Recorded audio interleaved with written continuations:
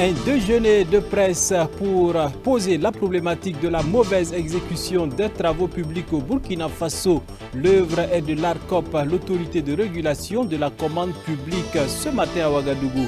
Eh bien, c'est le seul titre au menu de cette édition. Dames et messieurs, merci de vous informer sur la télévision de la famille.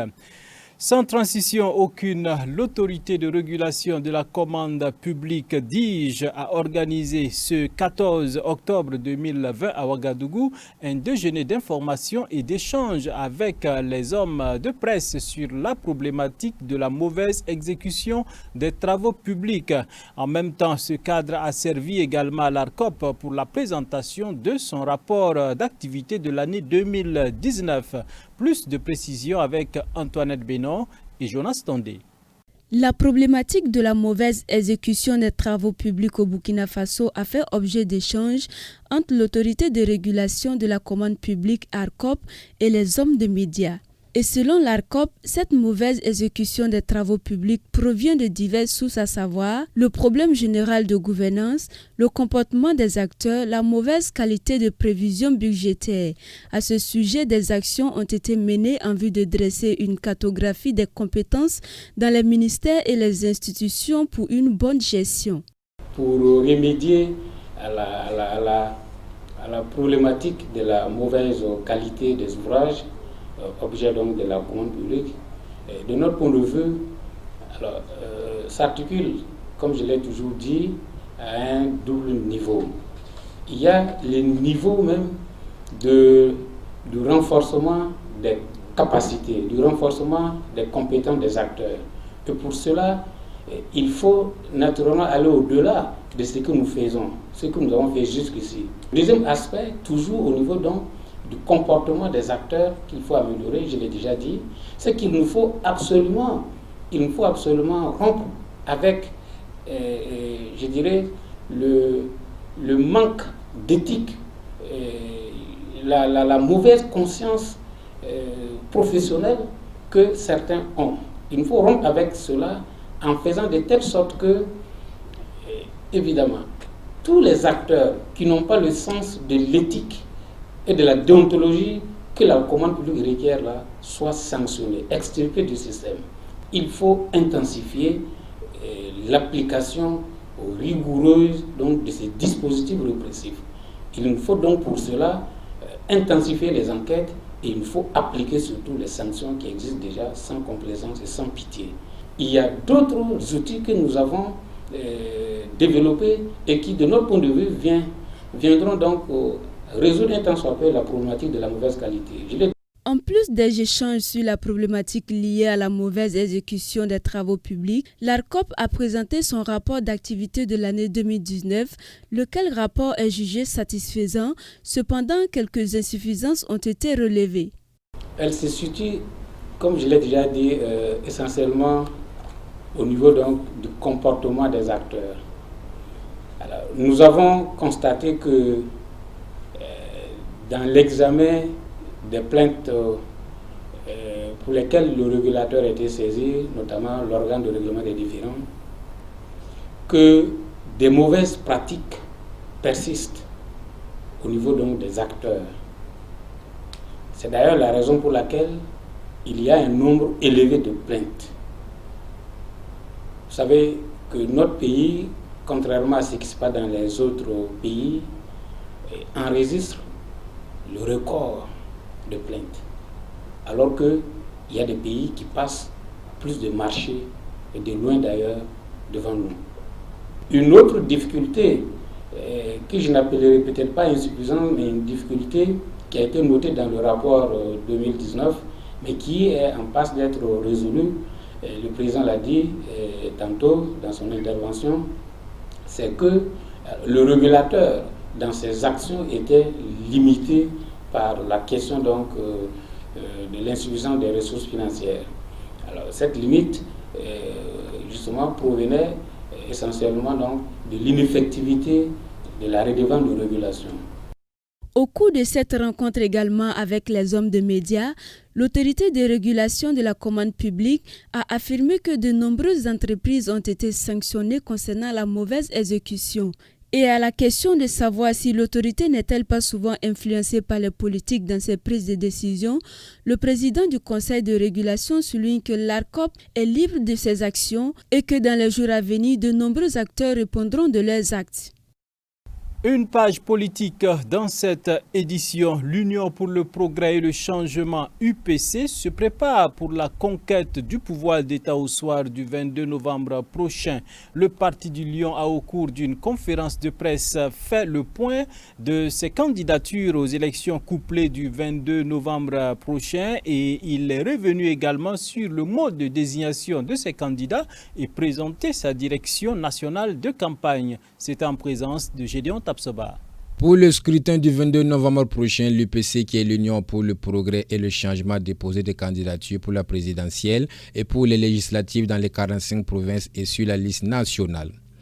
Au terme de l'article 21 de la directive, une fois les candidatures déclarées, les candidats se concertent sous l'égide de la commission consultative électorale pour aboutir à une liste consensuelle. Le secrétaire général de section, les députés, les maires et les membres du bureau politique national de la province prennent part à la rencontre. L'article 22 précise que si cette concertation n'aboutit pas à un consensus, soit le bureau exécutif central se saisit de la question pour la trancher, soit une conférence provinciale est convoquée pour la résoudre.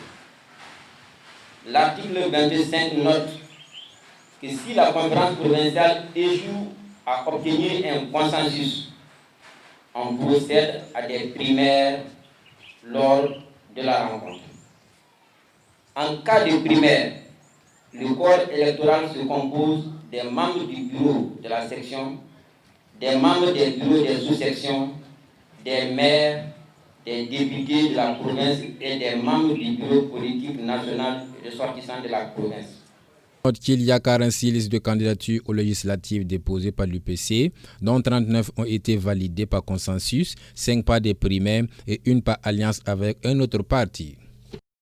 Ouvrons la fenêtre internationale dans cette édition. Un an après l'avoir sanctionné pour son soutien à Airbus, l'Organisation mondiale du commerce OMC a autorisé mardi l'Union européenne à prendre des mesures de rétorsion contre Washington pour ses aides à Boeing. Un rebondissement de plus dans ce feuilleton commercial vieux de 16 ans. Suivez. Octobre 2019, l'Organisation mondiale du commerce sanctionnait l'Union européenne pour ses aides à Airbus, avec à la clé des taxes douanières sur les importations européennes aux États-Unis. 13 octobre 2020, l'Organisation mondiale du commerce autorise l'UE à prendre à son tour des mesures de rétorsion contre Washington pour ses aides à Boeing. C'est le nouveau rebondissement dans la guerre commerciale que se livrent les deux avionneurs depuis 15 ans par l'intermédiaire de Bruxelles et Washington. Mais ce conflit dépasse désormais Airbus et Boeing, car en 2019, ce sont les vins français et espagnols ou encore les whiskies écossais qui ont été visés par les taxes douanières américaines. Les Européens reçoivent donc à leur tour ce mardi le feu vert pour surtaxer les importations américaines à hauteur de 4 milliards de dollars.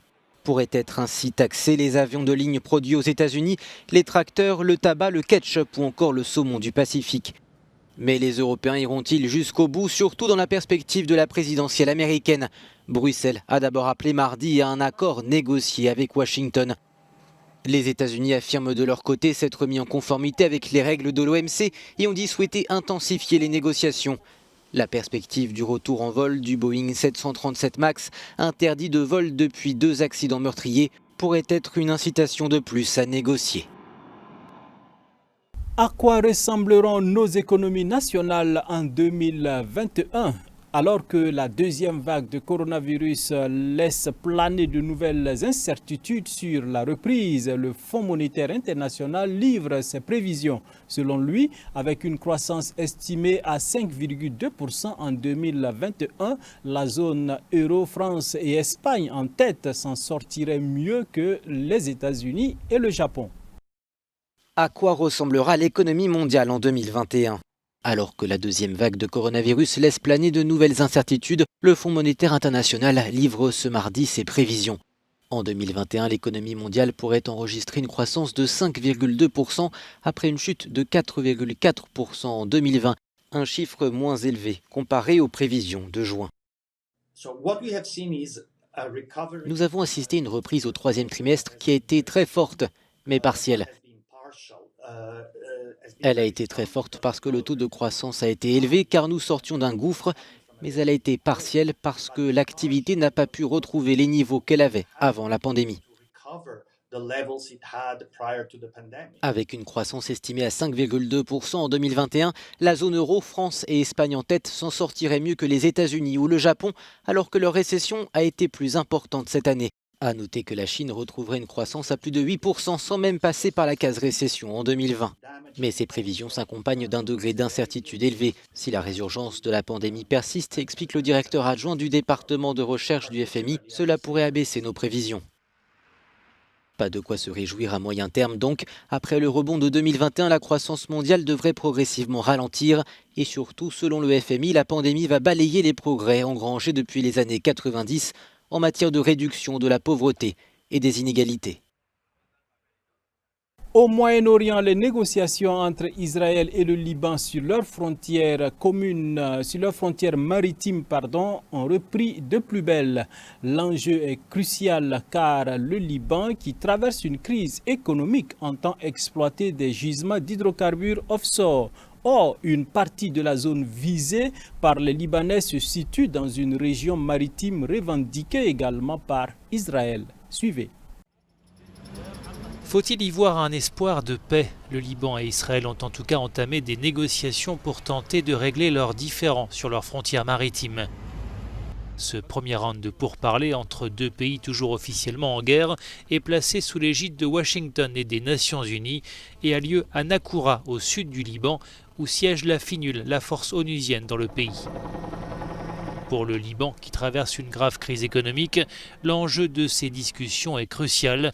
Le pays entend exploiter des gisements d'hydrocarbures offshore après la signature en 2018 de son premier contrat d'exploration avec un consortium international. Or, une partie de la zone visée par les Libanais se situe dans une région maritime revendiquée également par Israël.